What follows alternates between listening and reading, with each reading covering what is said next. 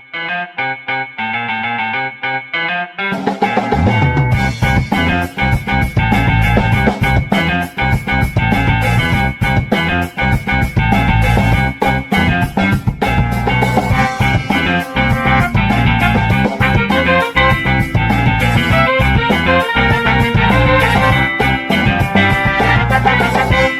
ngomongin birokrasi ala-lan. Halo kawan-kawan, ketemu lagi di obrolan ngomongin birokrasi ala-lan, dan kali ini ada sesuatu yang cukup spesial karena Sri Kandi semua yang hadir ada di sini ya. Saya sapa-sapa dulu narasumber kita kali ini. Yang pertama adalah Ibu Astri Kusuma Mayasari, SIPMA. Beliau adalah Kepala Pusat Analisa Kebijakan dan Kinerja Bappenas. Selamat siang Ibu. Selamat sore. Oh, selamat sore ya. Sore kan?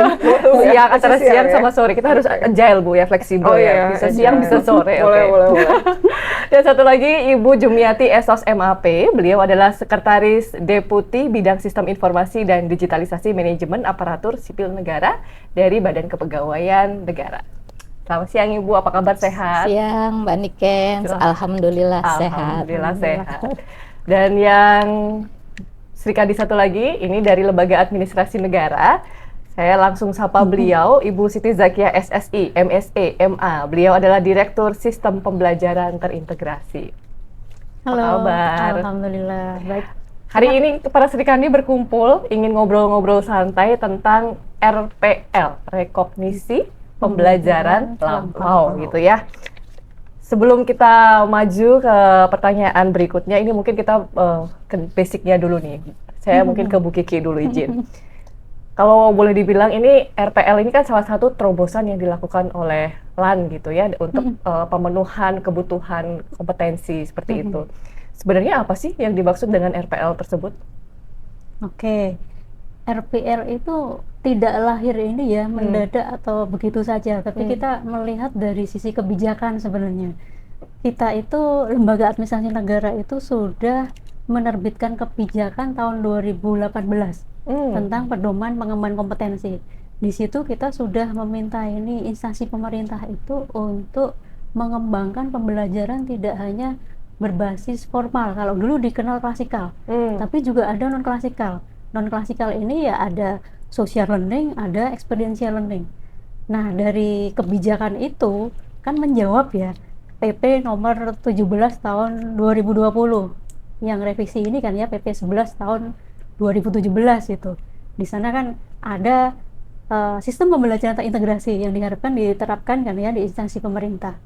Nah, ini juga kemudian kan kita juga melihat di Undang-Undang nomor 20 kemudian diwajibkan, dan di situ semakin diperkuat bahwa instansi pemerintah harus menerapkan sistem pembelajaran terintegrasi untuk menjawab tadi yang ASN itu wajib belajar.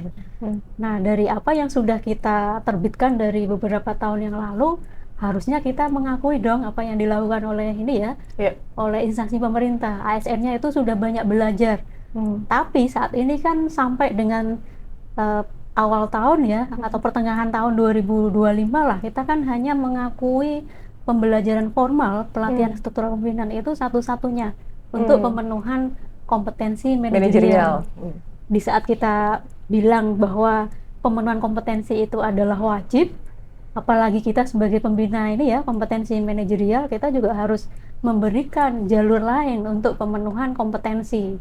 Tadi social learning, experiential learning itu juga harus kita terapkan dong untuk bisa benar-benar menjadi jalur pemenuhan kompetensi manajerial tadi. Nah, di sini kemudian bagaimana caranya? Salah satunya itu metodenya adalah rekognisi pembelajaran lampau.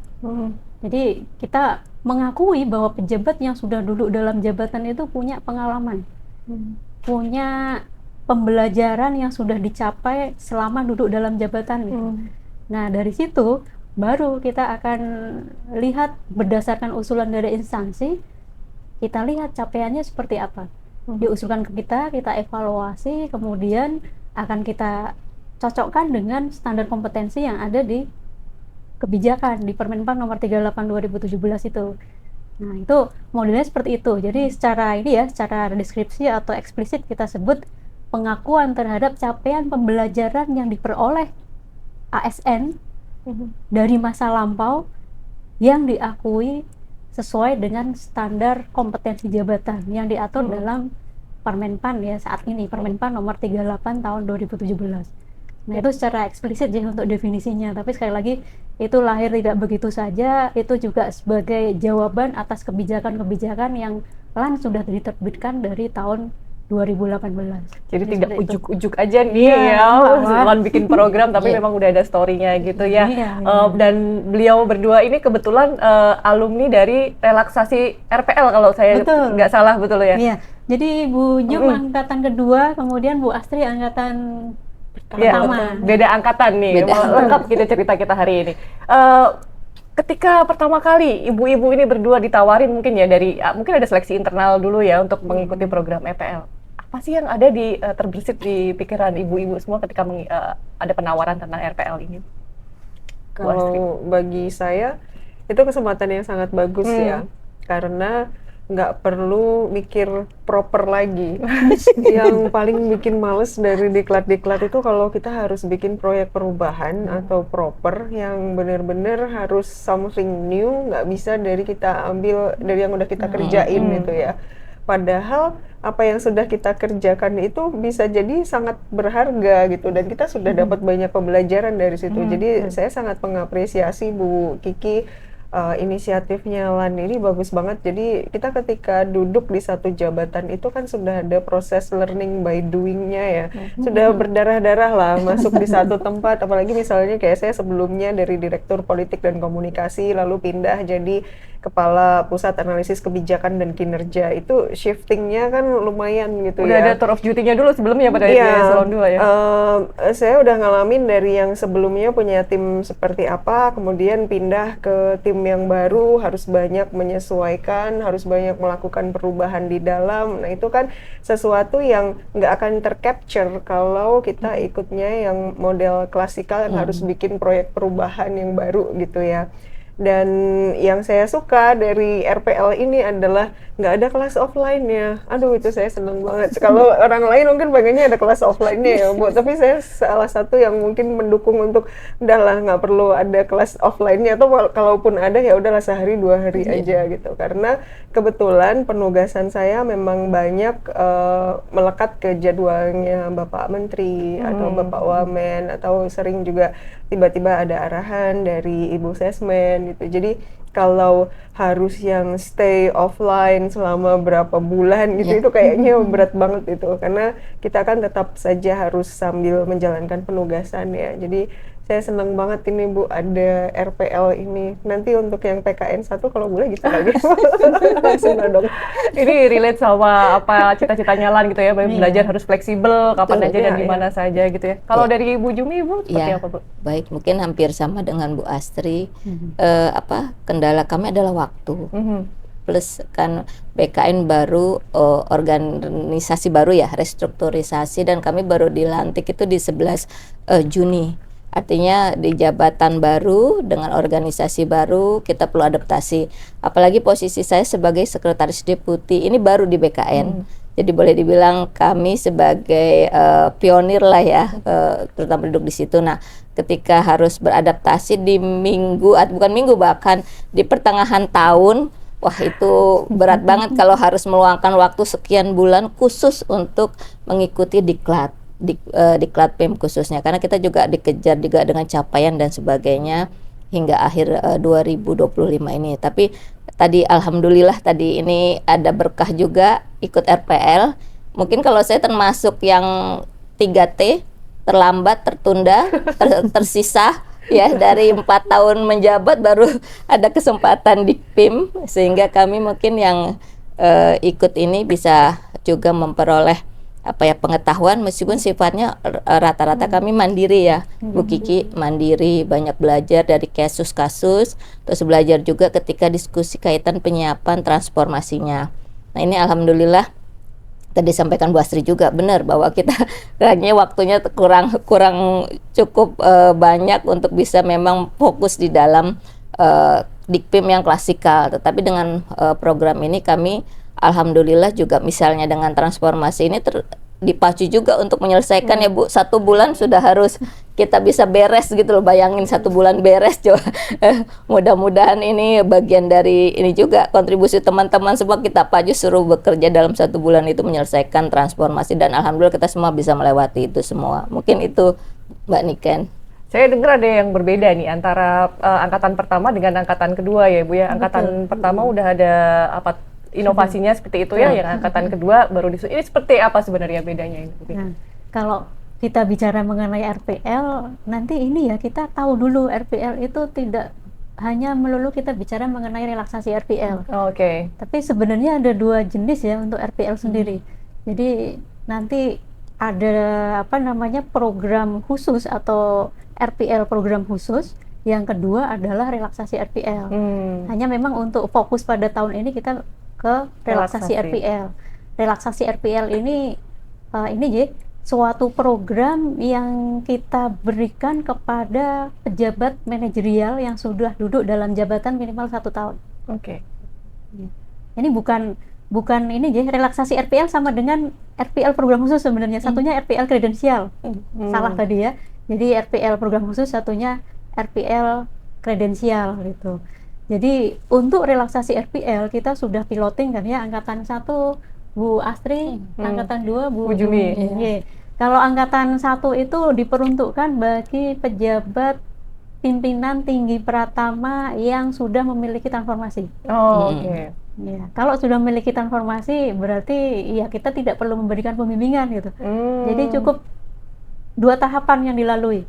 Yang pertama itu adalah evaluasi pemahaman atau penguasaan kompetensi yang kita berikan secara daring ya, secara mandiri berbasis sistem.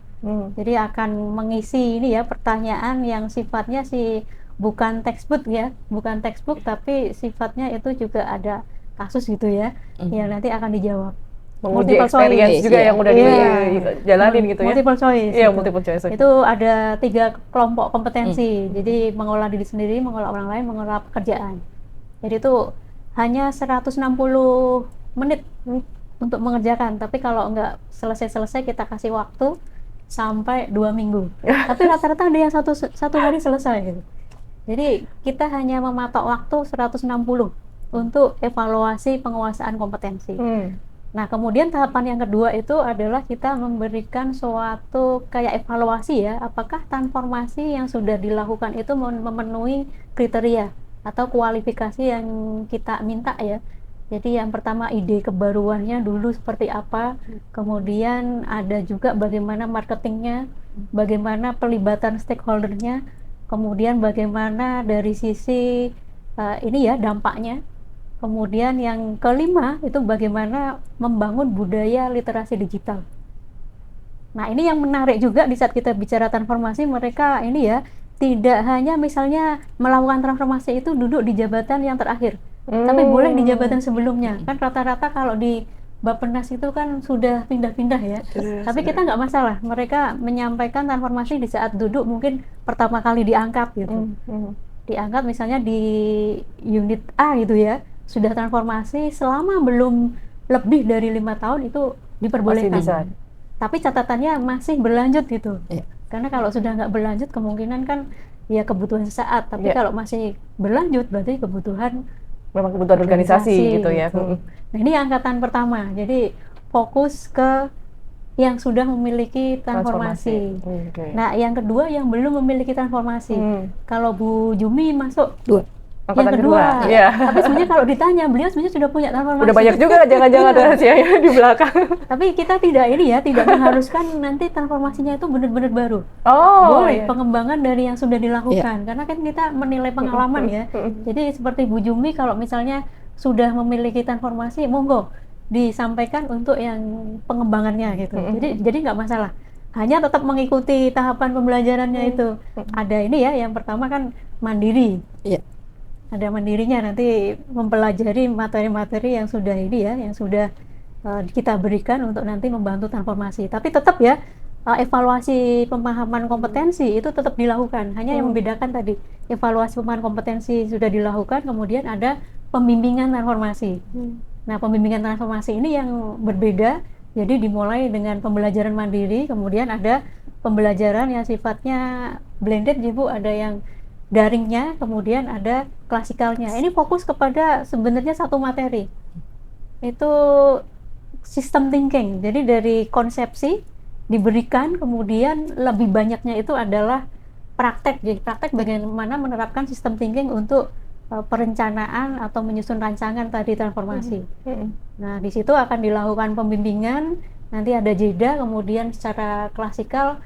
Nah, ini yang menarik itu di saat kita itu hanya ini ya memiliki satu slot untuk pembimbingan secara klasikal, ternyata banyak yang Peminatnya banyak. klasikal. Jadi Bu Jumi sempat cerita juga itu di belakang. Dari 21 peserta itu 18 meminta secara klasikal. Hanya asik juga ya Bu ya. Asik ketemu. ya ketemu. Kami cuma punya Lihat akhirnya aja. cuma 2 kelas akhirnya kelas, bisa. Karena ini keterbatasan juga dari fasilitator. Jadi ada pertemuan secara klasikal untuk menyempurnakan apa yang sudah disusun oleh peserta ya, kaitannya dengan rancangan transformasi kepemimpinan tadi. Nah, itu sudah, kemudian implementasi 30 hari.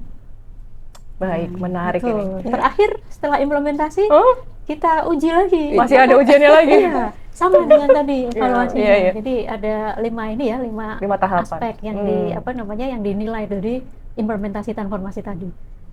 Ya, ini lamanya di situ. Bu Jumi dan juga Bu Astri tadi diceritakan sama Bu Kiki tahapannya panjang nih. Iya. Ini sebenarnya relevansinya gimana sih Bu kalau boleh kita tahu pendapatnya antara program relaksasi RPL ini dengan kemudian pengalaman pekerjaan yang Ibu lakukan ataupun nantinya saat ini untuk sebagai ibu-ibu yang ada di JPT Pratama gitu ya. Bagaimana relevansinya dengan program RPL? Bu Astri mungkin. Baik, mungkin menarik kemarin terutama materi sistem thinking ya. Buat kami sendiri ini menjadi hal yang melihat secara secara komprehensif ya, permasalahan di sekitar kita, bagaimana membangun solusinya. Nah, itu menurut kami jadi tertata nih, benar-benar melihatnya secara utuh untuk kemudian mencari problem solvingnya, penyelesaian masalahnya, dan bagaimana kita juga mengintegrasikannya melalui tentunya apakah kebijakan atau juga pemanfaatan teknologinya gitu. Kalau kami melihatnya ini sebagai hal yang menjadi pengayaan ya dengan apa yang sudah kami lakukan selama ini. Sebetulnya sudah kami lakukan mungkin dengan adanya penambahan materi, kemudian juga tadi ya adanya pembimbingan oleh tim, berikut juga implementasi. Ini kami menjadi lebih terarah. Jujur pas materi branding, marketing tuh saya jadi tertarik ya. Tertarik kenapa? Selama ini kita mikir produknya dulu, baru nanti kita marketingin ya, kita brandingin. Enggak, ternyata dari awal pun kita sudah bisa melakukan marketing, branding gitu ya, nggak harus nunggu selesai. Nah, ini menarik menurut saya. Jadi, oh iya ya, ternyata ini hal yang memang harus kita lakukan sejak awal untuk kita bisa selalu menyampaikan hal-hal yang memang kita bisa jadikan solusi ataupun hal-hal produk bermanfaat yang nanti bisa digunakan. Nah, itu menurut saya itu menarik ya. Kemudian sisa lainnya lebih kepada sharing pengalaman dari teman-teman lain melalui program transformasinya.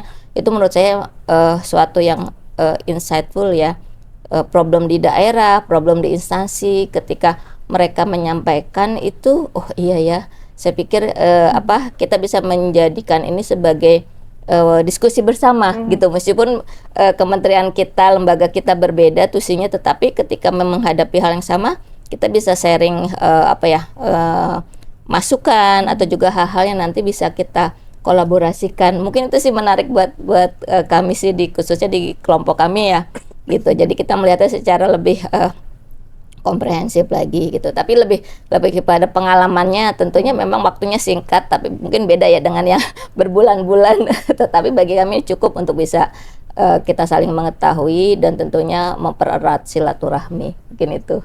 Iya. Kalau dari Bu Astri? Iya, kalau bagi saya RPL ini jadi relevan untuk sarana refleksi saya ya, Bu Kiki ya. Jadi ketika menyimak penjelasannya Bu Kiki pada saat awal itu kan, kemudian mempelajari bahannya, pedomannya gitu. Terus saya jadi kayak harus mengingat lagi, ini 2 tahun, hampir 2 tahun ini saya udah ngerjain apa aja ya di sini, dan ternyata setelah saya bikin listnya, oh ternyata banyak ya yang sudah dikerjain gitu dan bisa diajukan gitu. Jadi dari apa yang saya pelajari di RPL itu, saya jadi seperti apa ya, menstrukturkan selama ini apa saja yang sudah saya lakukan, dan tentu saja dengan teman-teman di tim saya, di unit saya lakukan, progresnya sudah seperti apa. Dan kan kita diminta untuk menunjukkan ini ya, before afternya kan, before afternya, KPI-nya gitu.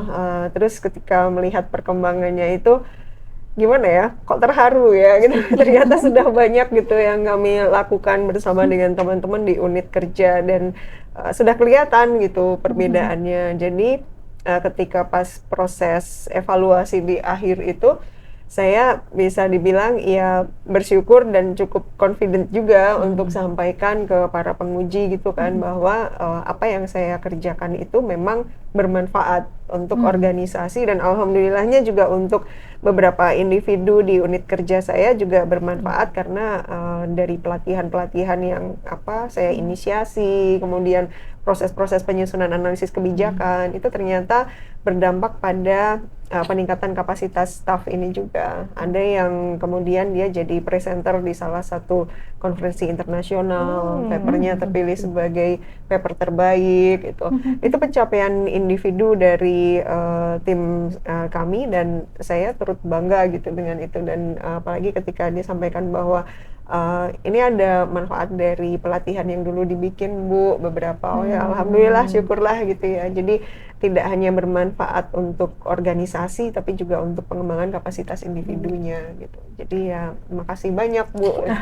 Itu tesnya yang waktu awal yang lewat web itu Bu, saya kerjainnya di mobil Bu, sambil pulang kantor, karena kan susah banget ya Bu nyari waktunya gitu. Untuk ngerjain di kantor tuh jelas susah itu, apalagi awalnya mengira tesnya jumlahnya sedikit gitu ya. Ternyata kan banyak tuh. Ternyata beranak di bawahnya. Kayak berasa kena jackpot gitu kan. Kirain cuma satu session aja kan. Loh ternyata kok ada 3 ya Bu ya. 3. Kok nggak habis gitu. Jadi ya ngerjainnya sambil perjalanan dari kantor ke rumah di Depok gitu kan. Jadi ngerjain di mobil, alhamdulillah selesai. Gitu. Saya jadi penasaran karena Bu Astri tadi ngomong before after gitu kan ya. Iya, Sebenarnya apa sih Bu transformasi yang Ibu ajuin untuk proses RPL ini?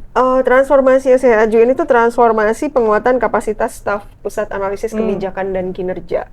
Jadi sebelumnya di Pusat Analisis Kebijakan dan Kinerja itu mereka masih sedikit dapat pelatihan-pelatihan.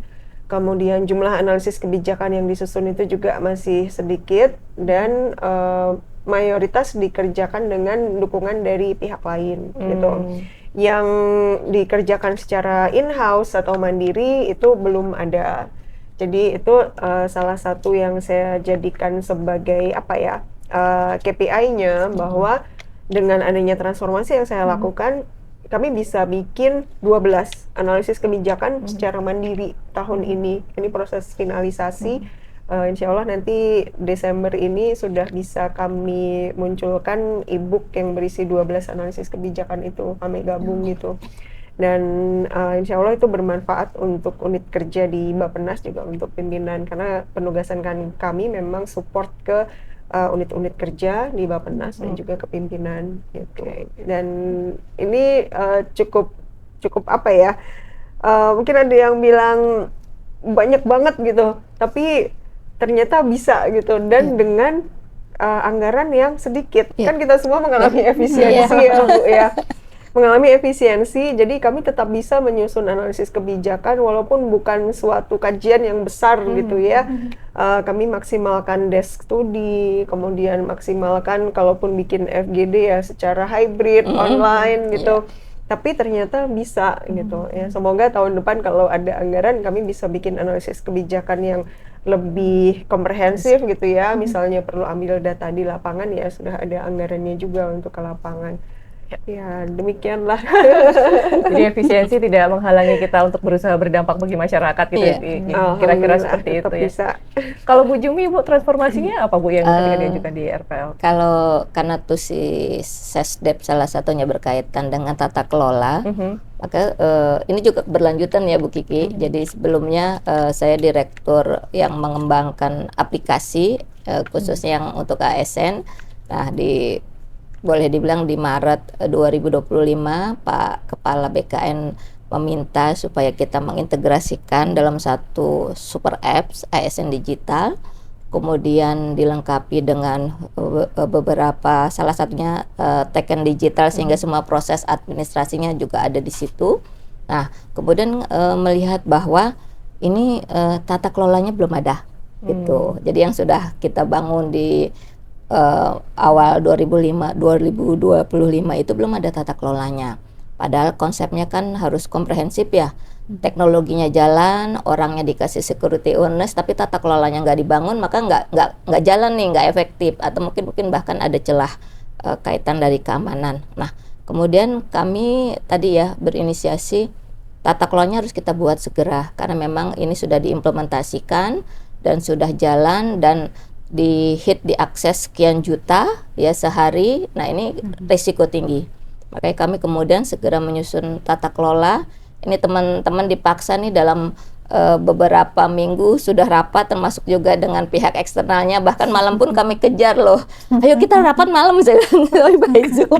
Karena memang waktunya terbatas, sudah minggu by minggu kita sudah ada outputnya nih. Bu Kiki memang sangat-sangat itu menghitung sekali, ini sebulan udah harus selesai, sehingga kami mau nggak mau memang dengan waktu yang terbatas harus bisa melakukan berbagai hal, khususnya menyelesaikan produknya, termasuk tadi nggak cuma tata kelola, ternyata tata kelola, nah aspek digitalnya apa gitu. Nah, digitalnya berarti kita bikin dashboard juga, jadi komplit nih satu paket. Jadi kami harus melibatkan banyak pihak, banyak direktorat di lingkungan BKN, bahkan ke eksternal. Alhamdulillah semuanya kooperatif, kolaboratif. Masya Allah, ini kami didukung banyak. Sebetulnya bukan produk saya juga, tapi produknya teman-teman semua ya, sehingga kita boleh dibilang ini menjadi bagian di mana kita bisa melakukan suatu hal dengan melibatkan banyak pihak. Alhamdulillah kita selesai dan sudah diterapkan, bahkan mungkin pelibatan pimpinan juga dalam brandingnya juga kita lakukan dalam program-program yang memang di BKN sudah rutin. Nah, itu menurut saya ini salah satu yang RPL itu misi mungkin hanya singkat, tetapi tadi ya prosesnya di behind the scene-nya itu relatif panjang dan mungkin akan banyak insight, pengalaman yang kami dapat juga. Alhamdulillah ini juga pembelajaran buat semuanya. Nah, itu tadi produknya ini masih to be continue ya, karena dari pihak Bu Kiki juga minta nih RPJM-nya, kemudian masih ditanya juga sama Bu Kiki. Panjangnya, menengahnya harus jalan juga ini. Makanya kami mungkin nanti akan kami progres lebih lanjut supaya memang ini bisa lebih efektif lagi dan bermanfaat buat banyak pihak. Mungkin itu Mbak Niken. Bu Kiki, salah satu hal yang menarik nih dari RPL kemarin kan sempat disampaikan beberapa nilai valuasi nih dari transformasi yang dikerjakan oleh para peserta gitu kan ya. Itu sebenarnya maksudnya apa sih, Bu? Saya dengar soalnya angkanya cukup besar ini. Yang angkatan 1 ada sekitar 1000 T, bener ya? Iya. Kemudian yang angkatan kedua mencapai 81 T. Ini bisa dijelaskan nggak, Bu Kiki? Baik, ini kalau kita bicara valuasi ya ekonomi, atau kita sebut sebagai dampak ya, dampak dari perubahan itu perhitungannya itu ada ini ya, tiga model sih. Ya benar-benar yang real, yang kedua itu proyeksi, yang kedua tadi ya, yang ketiga itu proksi. Karena kadang ada perubahan atau dampak yang sifatnya sosial, maka oleh karena itu ya sifatnya berarti proksi ya. Tapi semua itu adalah hitungan dari angka atau rupiah yang bisa diukur. Ini kalau kita tanya apakah pendekatannya itu kita tetapkan, enggak, itu tergantung dari peserta. Ini kebetulan kalau angkatan pertama itu banyak dari Bappenas. Oh, dari Bappenas itu dampaknya kan nasional mungkin ya, jadinya besar ya. Ada tagging dan lain-lain, itu yang mau nggak mau kita kita lihat di deskripsi valuasi itu ya, ada efisiensi, kemudian ada pendapatan, kemudian juga yang tadi ya, yang proksi itu yang misalnya sosial, tapi bagaimana itu sebenarnya juga ujung-ujungnya efisiensi atau ya efisiensi ya, kalau pendapatan kan kelihatan rupiahnya. Jadi beberapa hal itu ya pengukurannya, tapi sekali lagi kita tidak sampai memverifikasi apakah benar hitungannya atau enggak, tapi kami percaya kepada peserta. Karena sekali lagi kalau di angkatan pertama itu kan sudah lama ya, bisa jadi 5 tahun yang lalu dilakukan dan mungkin dampaknya sampai saat ini. Makanya bisa jadi sampai 1.000 lebih triliun ya. Karena bergulung ya, maksudnya masih Iya, berjalan terus betul. gitu ya. Nah, kalau yang angkatan kedua itu bisa jadi kan namanya kita menghitung suatu valuasi ekonomi itu bisa jadi tidak hanya di jangka pendek, yang bisa Betul. jadi belum tentu sampai sudah kecapai. Tapi kalau sistem bisa dihitung Iya. realnya untuk jangka pendek, tapi sekali lagi itu juga hitungannya sampai ke depan juga. Namanya perubahan kan kita punya tujuan atau ending yang mau kita capai. Nah, sampai ending itu yang biasanya dihitung sampai dengan misalnya 5 tahun ke depan itu seperti apa efisiensinya atau perkiraan pendapatan yang akan diperoleh dalam sektor publik ya. Tapi kita sekali lagi tidak berbicara mengenai keuntungan, tapi paling enggak kalau penerimaan ya pendapatan ya yang diperoleh oleh peserta dalam perubahan itu. Tapi ini Mbak, ini kan yang menarik meskipun Bu Jumi itu kan di angkatan 2 itu sampai mungkin hitungannya itu berbulan-bulan, tapi sebenarnya cuma 35 hari loh efektifnya. Pelaksanaannya ya. Iya, tapi kalau di Bu Astri itu sebenarnya 1 hari total itu nggak akan sampai kalau kita hitung waktu ya. Kan tadi ngerjain dari kantor sampai rumah itu selesai. Itu kalau itu 160, kemudian evaluasi transformasi hanya 45 menit. Dulu ya. Kalau di Bu Jumi itu kita tambah karena katanya waktunya kurang. 45 menit dulu di Bu Astri itu. Kemudian ditambah overview paling ya 2 jaman ya. Jadi tidak sampai 24 jam sebenarnya total waktu ya yang dibutuhkan untuk tadi relaksasi RPL untuk yang sudah memiliki transformasi. Jadi tidak panjang-panjang. Tapi relaksasi ini bukan berarti pesertanya jadi bisa rileks-rileks gitu kan ya? Iya, jangan salah. Malah waktunya terbatas. Banyak tugas sih, bikin video, bikin paparan, bikin laporan. Oke, ini pertanyaan terakhir saya ini buat alumni, ibu-ibu alumni nih ya. Dari apa yang sudah dijalankan ya, kira-kira apa ya kalau boleh dibilang yang bisa dilakukan untuk LAN gitu ya, untuk kami ini untuk memperbaiki program-program selanjutnya? Bu Jumi, Kalau menurut saya pribadi ya, karena memang saya tuh nggak bisa berdiam lama-lama gitu dalam jangka waktu lama, karena itu tadi ya mungkin banyak hal yang memang harus kita selesaikan. Di sisi lain juga memang memaksimalkan waktu. Kami pikir dengan RPL ini salah satu solusi ya. Kalau sebelumnya kan kalau klasikal berbulan-bulan ya Bu Kiki ya, berbulan-bulan kelasnya memang harus luring, harus fisik. Nah itu dengan adanya konsep RPL ini, tapi memang nanti mungkin perlu dievaluasi lagi karena tujuannya apa itu perlu menjadi salah satu dasar kita pelaksanaannya ya. Tetapi dengan bagi kami yang sudah berprogres atau sudah lama yang tadi saya bilang 3T tadi, rasanya waktu dengan RPL ini lebih efektif, lebih menurut kami lebih langsung straight to the point ya, langsung ada objek transformasinya, kemudian bagaimana progresnya dan sebagainya, itu menurut kami itu lebih baik buat kami ya. Tapi mungkin bagi teman-teman yang memang baru banget di jabatannya itu memang perlu banyak pembelajaran, perlu banyak knowledge yang diperoleh gitu. Terus diskusi antar kolega itu penting karena menurut kami diskusi itu memperkaya kita sekaligus juga menjadi benchmark kita sebetulnya kan. Jadi berkaca dari masalah di tempat lain, orang lain, atau pejabat lain itu bisa memperkaya kita juga. Tetapi dengan proses yang RPL ini kami karena sudah melalui beberapa tahun di belakang, ini menjadi salah satu solusi efektif ya buat pembelajaran kepemimpinan gitu. Ya. Belajar jadi nggak harus secara formal ya, tapi juga dari pengalaman orang lain. Pengalaman kita juga bisa orang lain, belajar. betul. Bu Hasri, Ibu? Ya, kalau dari saya masukan untuk Bu Kiki dan Lan tadi sebenarnya di awal sudah saya sampaikan juga ya. Tentunya saya berharap program ini bisa berlanjut ya Bu ya, karena saya yakin teman-teman JPT Pratama yang lain juga banyak yang mau ikut gitu ya. Cuman kemarin kan ada kuotanya juga ya. Terutama yang menarik bagi kami gitu ya, bagi teman-teman itu bahwa ini bisa online, terus nggak klasikal gitu loh, nggak yang mengharuskan ada kehadiran secara fisik, secara offline gitu. dan bisa mengajukan apa yang sudah dikerjakan. Itu sangat mengurangi beban sih Bu, daripada kayak kita harus mencari-cari mau bikin proper apa gitu kan, belum tentu juga bisa dilakukan. Tapi kalau yang sudah dilakukan itu kan bagus gitu ya. Kemudian kalau boleh untuk PKN satunya bikin gini juga Bu, RPL juga gitu. Saya mundur kalau ini. barangkali suatu saat kita punya kesempatan ikut PKN Ya, satu betul. ya Bu ya, masih bisa seperti itu gitu. Dan intinya ini program bagus sih Bu. Saya berharap LAN bisa melanjutkan ini gitu ya, supaya lebih banyak lagi yang bisa ikut, karena kalau yang klasikal itu Bu kan biayanya juga besar ya Bu Iya, ya. betul. Ini pakai alasan anggaran nih. Efisiensi. Baik itu dari sisi LAN maupun dari sisi pengirimnya, itu kan juga ada apa ya, keterbatasan anggaran juga untuk mengirim peserta untuk mengikuti diklat yang klasikal gitu. Jadi nampaknya ini cocok lah dengan keinginan kita untuk melakukan efisiensi dan juga supaya programnya lebih efektif juga. Terima kasih banyak. Baik. Mungkin selain PKN 1, mungkin yang para administrator juga kalau ada boleh. Ya, Nanti disampaikan.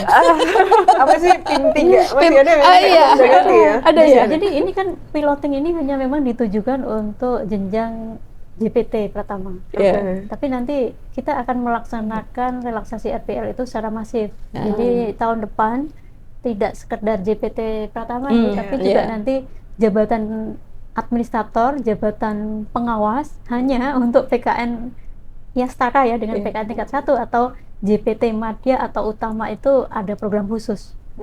Tidak akan dilakukan relaksasi RPL dengan program yang sudah kita piloting. Gitu. Tapi sekali lagi untuk relaksasi RPL ini hanya berlaku sampai mungkin awal tahun 2029. Awal tahun 2029. Jadi kita mau menghabiskan pejabat manajerial yang sudah duduk dalam jabatan minimal 1 tahun, namun belum mengikuti pelatihan struktural pemimpinan.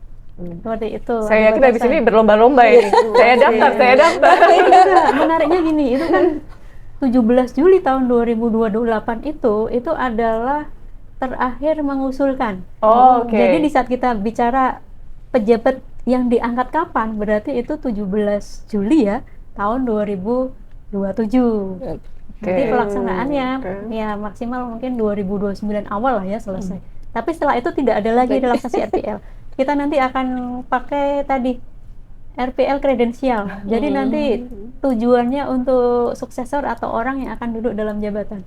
Tapi tetap ya, RPL itu bukan diwajibkan, tapi itu pilihan. Karena pilihan. masih ada pelatihan struktural pemimpinan juga yang mungkin ada tujuan yang berbeda ya. Yang istilahnya kalau punya uang, kemudian kita juga ya berharap punya jejaring, diskusi dan lain-lain itu Betul. akan lama dengan pelatihan struktural kepemimpinan gitu. Jadi relaksasi RPL sekali lagi itu jalur lain yang menjadi jawaban bagaimana pemenuhan kompetensi itu menjadi suatu kewajiban bagi ASN yang akan duduk dalam jabatan. Baik. Seperti itu. Perbincangan yang sangat menarik. Ini juga sesuatu hal yang baru gitu ya kita lakukan, maksud pelaksanaannya gitu ya, realnya gitu mungkin baru kita lihat gitu ya. Dan tentunya kita dari Lembaga Administrasi Negara terus-menerus berusaha melakukan terobosan-terobosan gitu ya yang bisa digunakan agar pemenuhan kebutuhan kompetensi ASN ini bisa untuk menjawab tantangan-tantangan dan kebutuhan birokrasi saat ini dan juga ke depan. Saya mengucapkan terima kasih kepada Ibu Yumi, Terima kasih kepada Bu banyak. Astri, kepada Ibu Kiki juga atas waktunya. Di tengah kesibukannya saya yakin beliau-beliau ini pasti memiliki banyak sekali tuntutan dan kebutuhan, namun masih tetap menyempatkan untuk datang di sini. Terima kasih banyak Ibu-Ibu. Terima kasih. Terima kasih. Dan kawan LAN, berikut tadi perbincangan kita tentang RPL. Ingat ya, relaksasi bukan berarti kita menjadi bersantai-santai ria ya. Tapi ya itu adalah salah satu alternatif yang bisa digunakan untuk pemenuhan kebutuhan kompetensi dari para ASN. Dan yang kami sampaikan tadi, Lembaga Administrasi Negara akan berusaha melakukan terobosan-terobosan lainnya yang bisa istilahnya memenuhi kewajiban-kewajiban yang harus dilakukan oleh para ASN. Tidak hanya kewajiban, tapi juga kebutuhan kita sebagai ASN untuk terus belajar dan mengembangkan diri. Sampai ketemu di obrolan selanjutnya. Dadah!